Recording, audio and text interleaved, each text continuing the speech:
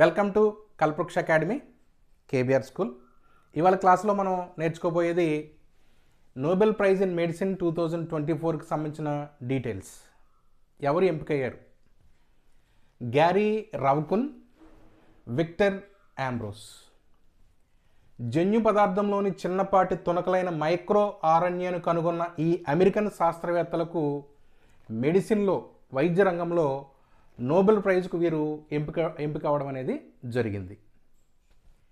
Cancer ట్రీట్మెంట్లో కొత్త మార్గాలకు వీరి యొక్క పరిశోధన ఉపయోగపడనుంది. ప్రధానంగా మనం చెప్పదలుచుకుంటే కణస్థాయిలో జన్యువుల పనితీరును మార్చేసేటటువంటి సామర్థ్యం మైక్రో ఆర్ఎన్ఏకు ఉంది. వీరి పరిశోధన వల్ల జీవులు ఎలా అభివృద్ధి చెందాయి, ఎలా పనిచేస్తాయి వంటి అంశాలు తెలియడం అనేది ప్రధానంగా మనకి ఇక్కడ తెలిసినటువంటి విషయం. జన్యు నియంత్రణ అనేటటువంటి ఒక కొత్త సూత్రాన్ని వీరు వెలుగులోకి తీసుకురావడం జరిగింది.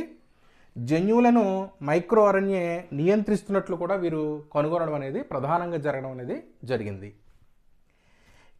వీటికి సంబంధించిన పరిశోధన వల్ల ప్రధానంగా మనకు కలిగే ప్రయోజనాలు ఏంటో ఒకసారి చూస్తే, కొత్త ప్రోటీన్స్ తయారీకి సంబంధించిన సూచనలను ఈ పరిశోధన అందించగలదు. దీనివల్ల కొత్త మందుల అభివృద్ధి చేసుకోవడానికి ఈ యొక్క పరిశోధన కూడా మనకి ప్రధానంగా ఉపయోగపడుతుంది. అలాగే బయోమార్కర్గాను సేవలు అందించగలదు వీరి యొక్క పరిశోధన. ఇక్కడ ప్రధానంగా మనం ఒకసారి ఒక పాయింట్ చూస్తే, కణాల్లోని జన్యువుల పనితీరును మైక్రో ఆర్ఎన్ఏ మార్చగలదు అనేటువంటి విషయాన్ని ఇప్పుడే మనం ఇక్కడ నేర్చుకున్నాం. దీన్ని ఒక ప్రధానంగా ఎక్కడ మనం ఈ యొక్క విషయం ఉపయోగపడుతుందంటే క్యాన్సర్ ట్రీట్మెంట్లో ఉపయోగపడుతుందని కూడా నేర్చుకోవడం జరిగింది. దీన్ని ఒకసారి మనం చూస్తే, కాలక్రమంలో ఒక నిర్దిష్ట జన్యువు మార్పు చెందే అవకాశం ఉంటుంది. దీనివల్ల దాని యొక్క క్రియాశీలత కూడా పెరుగుతుంది. ఇది క్యాన్సర్కు దారితీయొచ్చు. దీనికి విరుగుడుగా ఈ జన్యువుకు సంబంధించిన చర్యలను మార్చే వీలున్నటువంటి మైక్రో ఆర్ఎన్ఏను క్యాన్సర్ కణాల్లోనికి చేరవేయాలి. తద్వారా ఆ జన్యు చర్యలను మనం ఇక్కడ నివారించవచ్చు. అంటే మనం ఇక్కడ కణాల్లోని జన్యువుల పనితీరును మైక్రో ఆర్ఎన్ఏ మార్చగలదు అనేటటువంటి విషయాన్ని వీరి యొక్క పరిశోధనలో తెలుసుకోవడం, దాన్ని మనం క్యాన్సర్ ట్రీట్మెంట్కి ఈ విధంగా మనం ఉపయోగించడం అనేది జరుగుతుంది.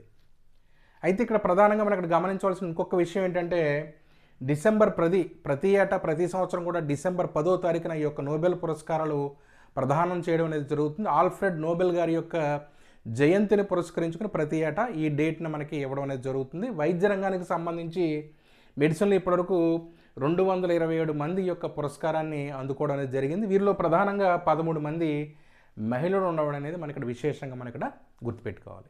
Thank you.